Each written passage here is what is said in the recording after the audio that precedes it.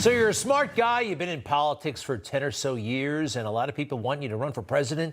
You've been thinking about it for a year at least, and it's time to make the move official. You got to do a few things, though, right? The day of the announcement, you have to have a podium, some microphones, maybe a room full of supporters, right? Make sure the TV cameras have a nice view. This is how it works. Even non-traditional candidates like Donald Trump, when he spoke, it was a speech and a podium, and, it was pretty straightforward. Very compelling content, but very traditional at the same time. Barack Obama did much the same thing. He did it outside, but he had a big speech in front of all of his supporters. George W. Bush, same deal back in 1999. A podium, some TV cameras. We can go back even further. Bill Clinton, same deal, all right? And we can go on and on and on. Now, Ron DeSantis today decided to run for president, made it official, and this is what it looked and sounded like. And even to expose Twitter's past complicity with a government censorship regime might have surprised many, but not those of us who've known and worked with Elon for nearly a quarter century. His commitment to freedom and his willingness to put his money where his mouth is, upset the narrative control imposed on us by our government, elite institutions, and corporate media. Worst launch ever.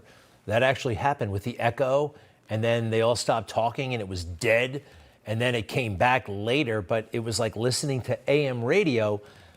Very strange. We'll have more on it in a little bit. I wonder if somebody on Ron DeSantis' staff said, yes, boss, that's a great idea to do it sound only on Twitter, while most Americans actually don't have Twitter accounts. Strange, I do believe. Yes, men and yes, women. Folks, we're a country, we have too many of those. You have to exercise the muscle. You have to say no. We have to respect authority, of course, but I think we all owe it to the boss to say what we're actually thinking. In Uvalde, which was a year ago today, that horrible massacre of those children, well, the cops just stood around because some supervisor said, we have to wait for somebody to get here from Austin, which is like 100 miles away, just standing around. Nobody took the initiative. Nobody said, maybe, boss, you got this one wrong. No, they didn't. This is happening too often in America. Weapons of mass destruction. We went to war because Colin Powell could not stand up to George W. Bush and say, hey, pal, weapons of mass destruction, my foot. No, he decided to be a team player, right? Team player. You can hide behind being a team player and just go along with a lie. How about when the Space Shuttle Challenger blew up? A room full of engineers predicted it was going to blow up, and it did. They were afraid to tell the boss. And those 7 astronauts were lost. And the vehicle and the whole space program put back because some employees were afraid to tell the boss what was really going on. We used to have a lot more plane crashes in this country. And one of the reasons, believe it or not, too much deference to the captain. The captain had the most experience, the most seniority, and it could, at times, intimidate other people in the cockpit, especially if the captain was headstrong. The co-pilot, the first officer, wouldn't say, Captain, I think maybe we should do it this way, or we're about to run out of fuel. It happened, actually, on Long Island. The Avianca flight that went down on Long Island in the late 1980s. Take a look at this, please. A sense of politeness, deference to authority, and cultural differences that may give a false sense of comfort that the person of a seniority position knows better. They were too deferential to the captain. The captain was too deferential to the air traffic controllers who wanted them to delay when they were actually running out of fuel. That's not America, all right, though? We're not. You know what America is at its heart? Guys like this who don't wait for permission, they just do it. Let's go. I need 3. One more. Let's go.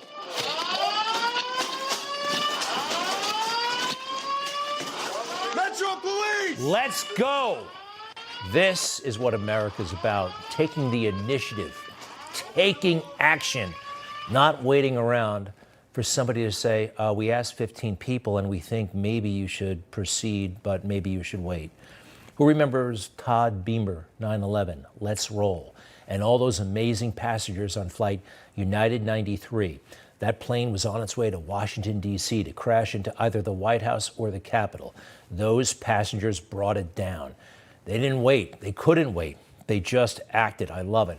Just like Daniel Penny, who took down that maniac on the subway who was threatening people. He did not want that individual to die, but he was pumped up with drugs and who knows what else was going on. Anyway, you have to think, but you also have to act. I think that's what the American spirit is all about, right? I mean, come on, we're tough, aren't we? Do we stand around waiting for permission? And when we see a wrong, we try to right it. We have to take the initiative. We can't be afraid of the mob or, you know, where is the one lawyer who's going to stand up at the Justice Department and say, we have to stop harassing President Trump. We may not like him. We may not vote for him, but seriously, to persecute and prosecute a former president of the United States over this stuff? How about the local prosecutors at Alvin Bragg's office, all right? These are some of the best lawyers in the world. Not one of them is saying to Alvin Bragg, excuse me, I think what we're doing is actually the threat to democracy. You hear that a lot, right? Trump is the threat to democracy. What undermines our democracy is people like Donald Trump. He is dangerous. He is tearing up again, this country, undermining our democracy. Just as Trump undermines our democracy. What he is demonstrative of is the ongoing attempt to undermine democracy in America. I think this undermines democracy. Actually, quite literally, it does. A judge has ordered the trial for Donald Trump and that whole Stormy Daniels bookkeeping thing. The trial will begin on March 25th of next year. And what's going on in March of next year? Well, we will have just gotten through several primaries, and more than a dozen primaries will be left. It's right in the middle of primary season while the Republican Party, the Democrat Party is trying to figure out who their nominees are. I think that's pretty anti-democratic. And I think it's really unfair to have a judge who's given to Democrats across the board, Democrats and liberal groups and Joe Biden. Yes, they may be minuscule donations, but the judge in the Trump case actually made these donations. I think that would violate Donald Trump's right to an impartial trial. Don't you? Obviously. But no one's standing up. I mean, we are in MAGA world, but quite frankly, we can't make this happen. It's got to be somebody in the system. You may not like Trump, but come on. This is not justice.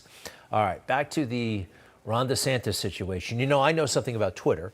I've got 765,000 followers. I'm pretty good at Twitter.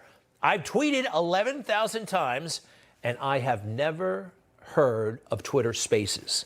Now, Twitter Spaces is where Ron DeSantis had his launch today. What is it? Well, I guess it's the radio version of Twitter. He was with Elon Musk and somebody else, and it did not go well. Well, there's 382,000 people in the room. All right, great. So let's see. So they just keep crashing, huh? Yeah, I think we've got just a massive number of people online, so it's servers are straining somewhat. And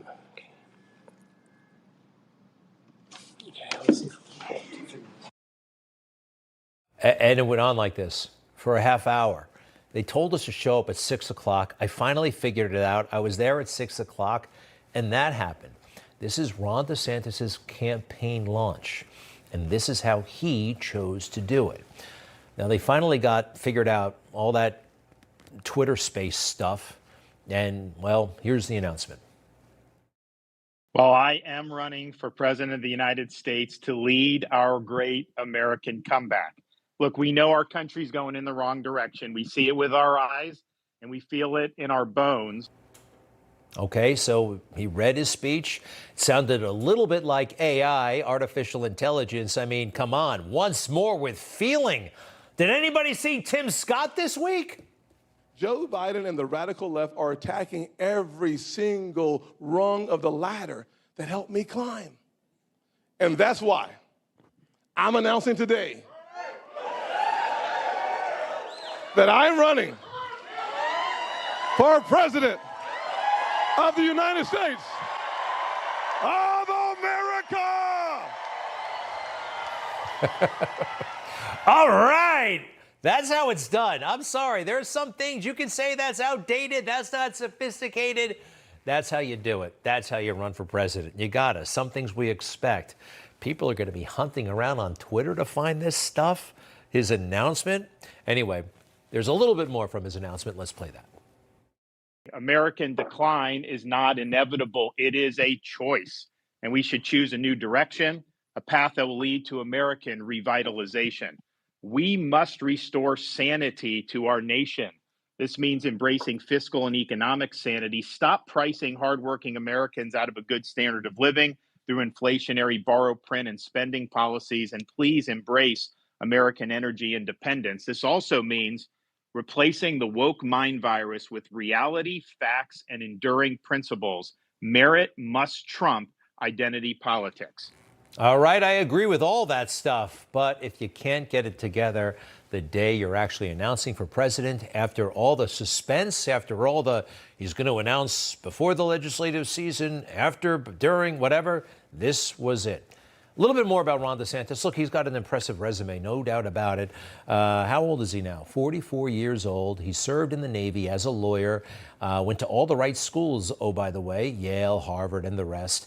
And look, an impressive guy, and he did some good things in Florida, of course. But today was, not a good sign. Now, they're trying to put a good spin on it, and that's what they do, right? There is so much enthusiasm for Governor DeSantis' vision for our great American comeback that he literally busted up the internet. Washington is next. Okay, and the Trump campaign's response to that?